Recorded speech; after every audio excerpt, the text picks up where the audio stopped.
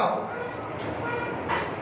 عزیزان گرامی، آج کی سب سے بڑی کمزوری اور سب سے بڑی خامی اور سب سے بڑی کوتاہی فی زمانہ یہی ہے کہ ہمارے اعمال اللہ اور اس کی رضا کے لیے نہیں، اللہ اور اس کے رسول کو راضی کرنے کے لیے نہیں۔ تو اس لیے اسلام کی روح نکل گئی، اسلامی تعلیمات نکل گئے۔ تو پھر آپ دیکھ رہے ہیں کہ ایسے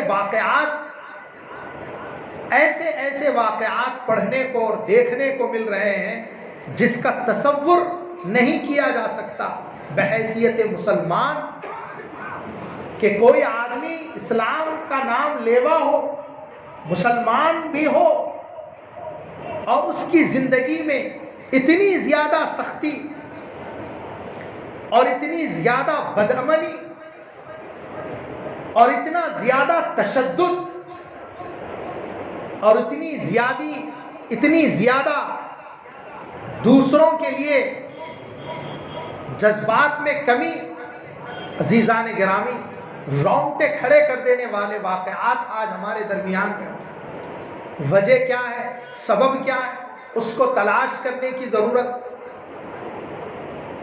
اور اس کو معلوم کر کر اسے اپنی زندگی میں لانے کی ضرورت۔ کمی یہیں پر آ رہی ہے۔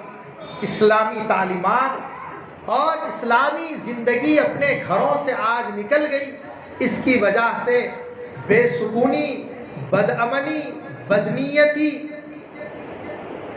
اور نہ جانے کیا کیا چیزیں ایسے غیر محسوس طریقے سے داخل ہو گئی، آپ اندازہ نہیں لگا سکتے کہ آج ہم کتنے بچھڑ گئے، کتنے منتشر ہو گئے، کتنی دوریاں ہمارے درمیان میں آ گئی، اور کیسے کیسے اختلافات آج ہمارے اندر پیدا ہو۔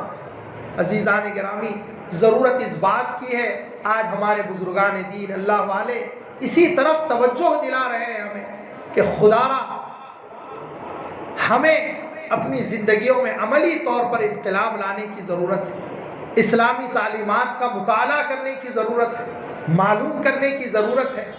جس مذہب نے بے زبان جانور پر زیادتی کرنے پر جہنم کا فیصلہ سنایا، تو وہ کسی جاندار اور انسان پر ظلم و زیادتی کرنے کو روا جانے گا۔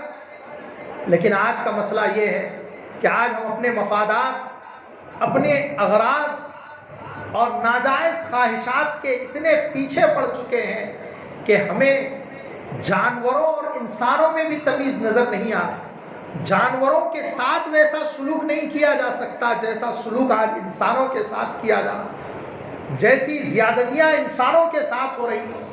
یہ ساری ہمارے اپنے معاشرے کی کمزوریوں کا نتیجہ ہے اور خامیاں ہیں جو آپ حضرات کے سامنے بطور مذاکرہ کے عرض کی جا رہی ہیں۔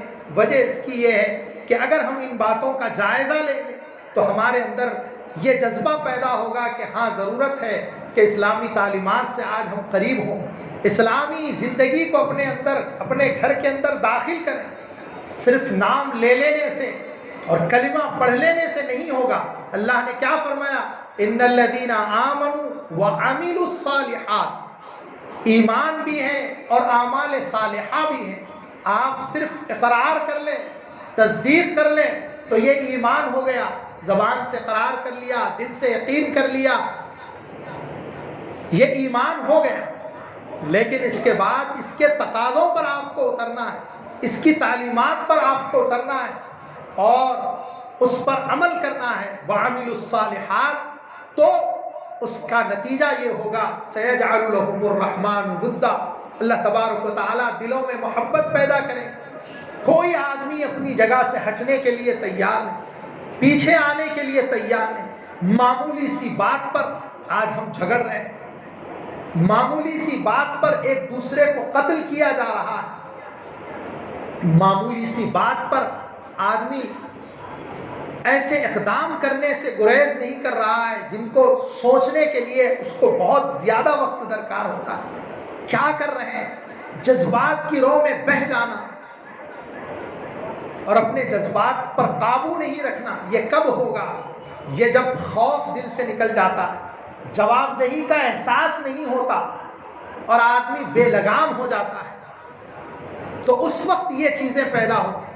اگر اس کے اندر جواب دہی کا احساس ہو، اسے اس بات کا خیال ہو کہ میں جو کام کرنے جا رہا ہوں اس کا جواب مجھے دینا ہے، مجھ سے اس بارے میں پوچھ ہوگی کہ تم نے یہ زیادتی کیوں کی تھی، تم نے ایسا کیوں کیا تھا، یہ ناجائز تھا، یہ غلط تھا۔ عزیزان گرامی، یہ ساری چیزیں کب آئیں گی؟ جب اسلامی تعلیمات، اسلامی زندگی اپنے گھروں میں آئے۔ جیسے شروع میں عرض کیا گیا، پورے جسم کے اندر روح جیسی حیثیت رکھتی ہے، روح کے آ جانے سے جسم کے سارے اعضاء جو کہ آپس میں ایک دوسرے کی ضد ہیں لیکن وہ ایک دوسرے کے درد کو بھی محسوس کرتے ہیں۔